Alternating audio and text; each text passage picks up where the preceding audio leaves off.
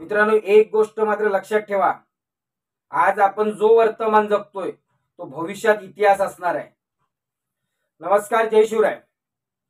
मित्रांनो, कदाचित हा विषय फक्त गिरणी कामगारांपुरता मर्यादित नसेल, तर हा विषय संपूर्ण मराठी माणूस, आपली मराठी अस्मिता, महाराष्ट्राची संस्कृती परंपरा ह्याला बिघडवण्याचं काम किंवा ह्याच्या विरोधात जे एक षडयंत्र रचलं जाते ते कुठेतरी थांबावं, मराठी माणसाला याची जाणीव व्हावी आणि ती लवकरात लवकर व्हावी, अन्यथा वेळ निघून गेलेली असेल.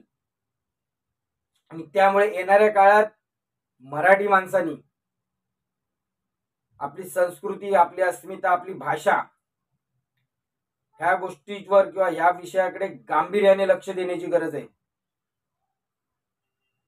आपल्याला कोणत्याही एखाद्या राजकीय पक्षाबद्दल बोलायचं नाही, परंतु एखादी चूक नकळत होऊ शकते. आजला जर विचार केला, आपण जी आपली मुंबई, मराठी माणसाची मुंबई हक्काने म्हणत असतो, तिथे एकमेव मंत्री आहे. मुंबईतून जो विधानमंडळामध्ये असलेला एकमेव मंत्री आहे तो कोण आहे? आजला काही पक्षांची लोकसभेची यादी जाहीर झालेली आहे.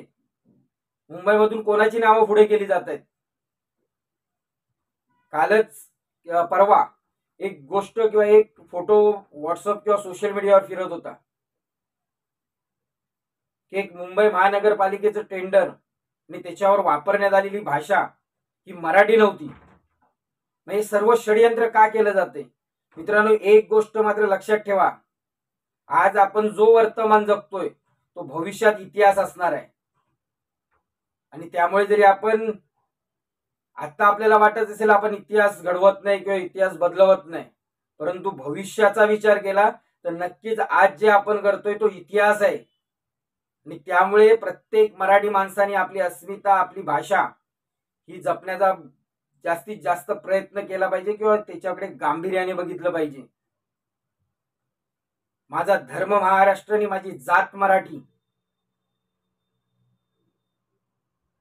ह्या गोष्टीचा अवलंब करणं गरजेचं आहे. कारण काही लोकांनी आता एक नीती वापरलेली आहे की साप मेला तरी महाराष्ट्राचा, काठी मोडली तरी महाराष्ट्राची. आणि त्यामुळे मराठी लोकांना, मराठी नेत्यांना खेळवण्याचं काम चालू झालेलं आहे. मग ते काही राजकीय दबाव असतील किंवा अन्य कोणतेही दबाव टाकून मराठी माणसांना एकमेकांच्या विरोधात उभं केलं जाते. आणि ही गोष्ट नक्कीच गांभीर्याने घेण्यासारखी आहे.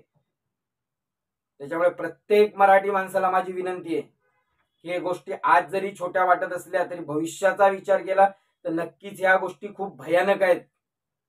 मराठी माणूस किंवा मराठी संस्कृती, मराठी अस्मिता संपवण्याचे खूप मोठे षडयंत्र आहे. आणि हे प्रत्येक मराठी माणसानं लक्षात घेतलं पाहिजे आणि त्याप्रमाणे आपली पुढील कृती असली पाहिजे. धर्म धर्म धर्म या गोष्टी प्रत्येकानं आपापल्या परीने वापराच. धर्म वाचवायला नक्कीच 100 कोटी लोक आहेत बाकीची, परंतु महाराष्ट्र धर्म वाचवण्यासाठी आपण फक्त 10-12 कोटी लोक आहोत. त्यामुळे पहिल्यांदा महाराष्ट्र धर्म ही आपली ओळख, मराठी ही आपली ओळख वाचवणे आपलं प्रथम कर्तव्य समजलं पाहिजे. कोणी बाहेरून येतो, महाराष्ट्रातल्या प्रत्येक समाजातील थोर नेत्यांवर किंवा थोर पुरुषांवर काहीतरी बोलून जातो. महाराष्ट्र आहे, मराठी महाराष्ट्र आहे. जर आमच्या मधल्या भानगडी किंवा आमच्या मधले जे काय वाद असतील त्याचा फायदा घेऊन जर कोणी बाहेरून येऊन त्याचा फायदा उचलत असेल तर नक्कीच मराठी माणसांना आज विचार करण्याची वेळ आलेली आहे.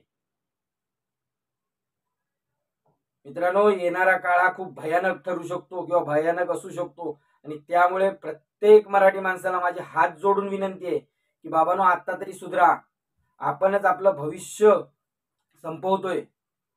त्यामुळे प्रत्येक मराठी माणसाने येणाऱ्या काळात ह्या गोष्टीचा गांभीर्याने विचार केला पाहिजे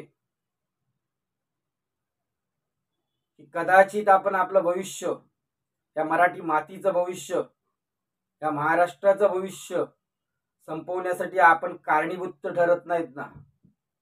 आणि जर अशी कृती आपल्याकडून घडत असली तर नक्कीच प्रत्येक मराठी माणसाने याच्यावर विचार करून येणाऱ्या काळात तसं वागलं पाहिजे. जय हिंद, जय महाराष्ट्र.